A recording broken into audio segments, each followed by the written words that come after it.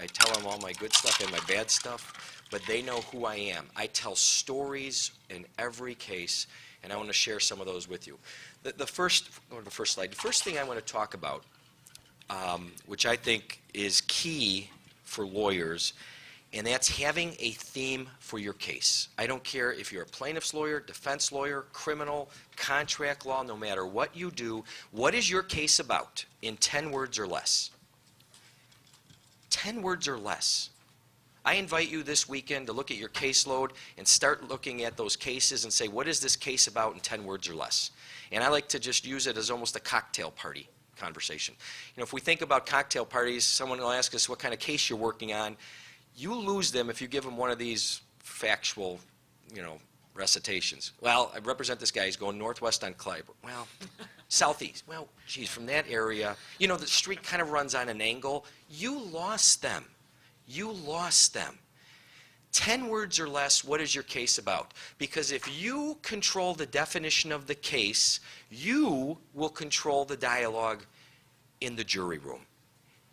And I'm going to give you examples of that in a second, of how effective it is when the jury comes out and talks to you and they recite your theme verbatim.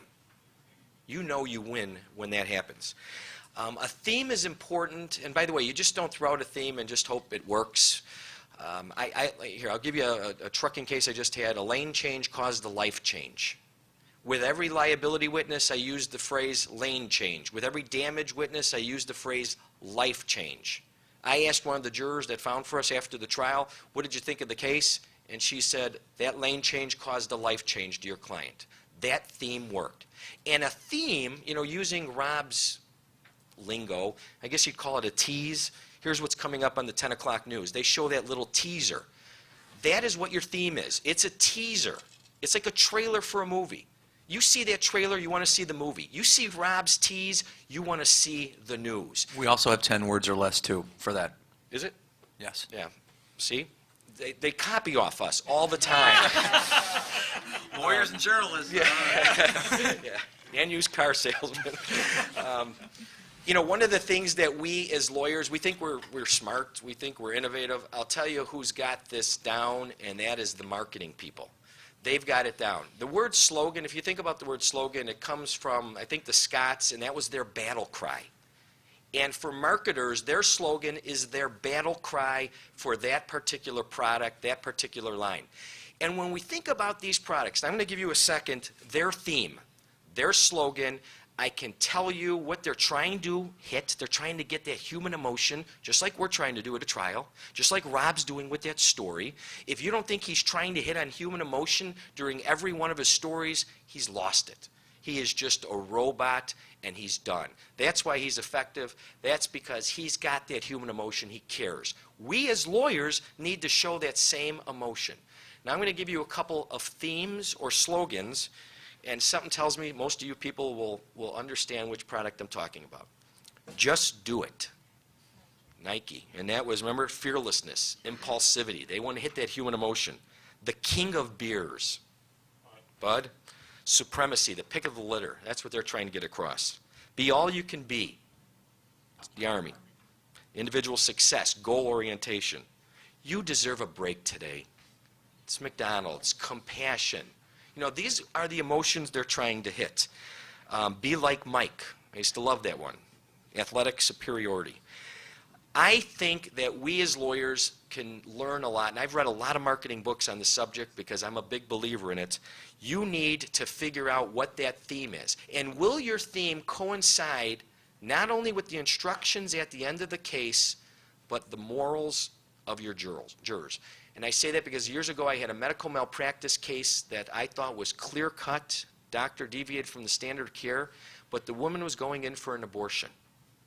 I did a focus group, and 9 out of the 12 jurors would never find for my client because of that issue, because she was going in for an abortion. So your theme has got to be very different, and it's got to coincide what people are believing. Can I have the next slide? People remember things with the rules of threes. I have an 8-year-old and a 19-month-old. I'm starting to read those goofy books that the 19-month-old likes. But everything's in threes, if you think about it. 3 blind mice, Little Red Riding Hood, 3 bears. We have 3 branches of government. It served me well in college, sex, drugs, and rock and roll. Next slide. The rock and roll part. Yeah, yeah. Life, liberty, pursuit of happiness. Next slide, please. Duty, honor, country. And what I've done in some cases, I had a case down in South Carolina, failure to detect cancer. And my theme was this was obvious, it was suspicious, and it was abnormal. And every question of my doctors and the experts went to the why was this obvious? What made this suspicious? What made this abnormal? Jury spoke to them afterwards. This was obvious, it was suspicious, and it was abnormal. Another theme I like to use, this was preventable, obvious, and predictable. Using similes, hyperboles, I love these kind of things. I had this last one used against me in a case, which I thought was effective for contributory negligence. The second one, I have used that in several cases. Rob talks about doing stories that really hit at you emotionally. One of the ones that hit me the hardest was a guy named Brian White, 20 years old. The day before his 21st birthday, he was at Northern Illinois. He was an Evans Scholar. And one of his fraternity brothers threw a cinder block off the top of the roof as a joke. It went straight down, hit Brian White the day before his 21st birthday, and killed him.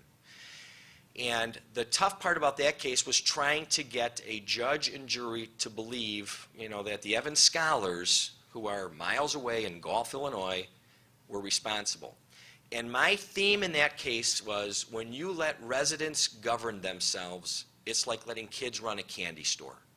And I used that with every witness. I talked about that in jury selection, my opening statement, my closing.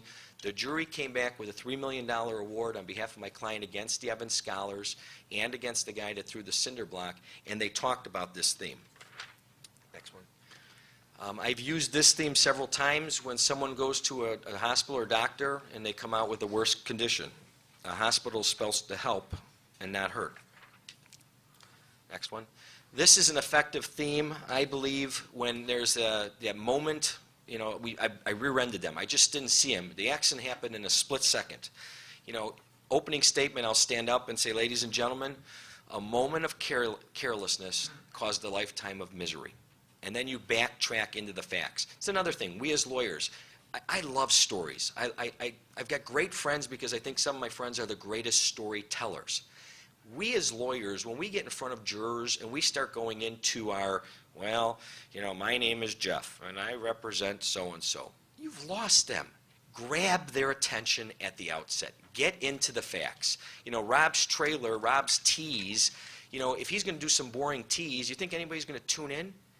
I want to grab their attention in the first sentence. Here's what it is. Here's my case. Let them stop me. There's no way they're going to stop me. Next one. Just talked about this a little bit, a lane change that caused a life change. Next one, me. This was a case where a truck driver ran a red light and hit my client who was aspiring to be a singer. This is a case about broken bones and broken dreams. I started that case with that theme. Product liability case, this machine had every option but safety. Next one. This was a guy, colon cancer. I forgot about the guy in the left-hand corner. I was going to get rid of him. That was the doctor. Just kept yapping and wouldn't listen to anyone. Turn up his audio. Yeah. But that was a case where my client, this was the one down in South Carolina, say, doctor, I think I've got colon cancer. And the doctor literally laughed and says, you don't have colon cancer, you've got diverticulitis. And my whole closing was, don't you hate when you're right? Don't you hate when you're right? And all I had was a picture of him there with his 2 little girls because he had passed away. I want to tie in, this is the fun part for me now. This is where I kind of get into this because I love giving a closing argument. I just spoke at a seminar a couple weeks ago and someone asked, what's your favorite part of a trial? And I said, one of my favorite parts in life is a closing argument. It's probably the most fun you can have with your clothes on. Rob, you've never given a closing, but you could probably. I'll take your word Yeah, for it. yeah. This is a great theme. How many of you had a case, it doesn't have to be a medical malpractice, it could be a contract, it could be anything, where someone said, it happened, I just